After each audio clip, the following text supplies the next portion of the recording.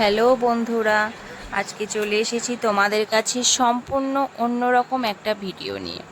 সকাল সকাল বাড়ির কাজকর্ম সেরে, রান্নাবান্না সেরে, স্নান সেরে বেরিয়ে পড়লাম জগৎগৌরী মায়ের কাছে।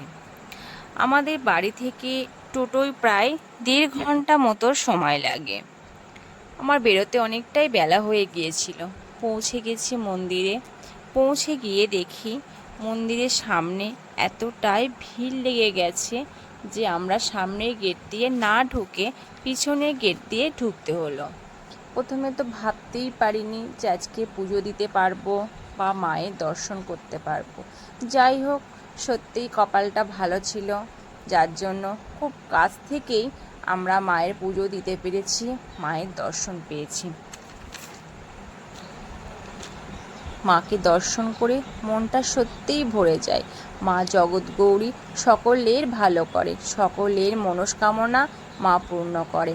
তোমরাও মাকে ডাকো, ভক্তি ভরে মাকে দেখে মায়ের কাছে বাসনা, মনের বাসনা পূরণ করো। এই মন্দিরে আরও একটা নির্মম প্রথা আছে, সেটি পাঁঠা বলি। মানুষ দূর দূরান্ত থেকে মায়ের কাছে মানত করে মাকে পাঁঠা দিয়ে পুজো দিয়ে যায়।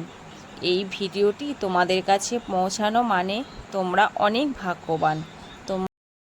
তোমরা মায়ের এই ভিডিওটি বেশি বেশি করে শেয়ার করে দাও, যাতে সমস্ত ফেসবুক বন্ধুরা মায়ের এই সম্পূর্ণ ভিডিওটা দেখতে পারে, মাকে দর্শন করতে পারে।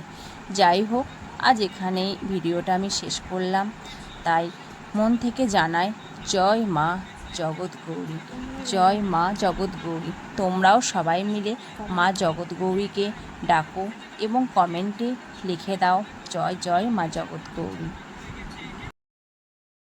এবার আমরা মন্দির থেকে বেরিয়ে পড়লাম বাড়ির উদ্দেশ্যে যাওয়ার জন্য।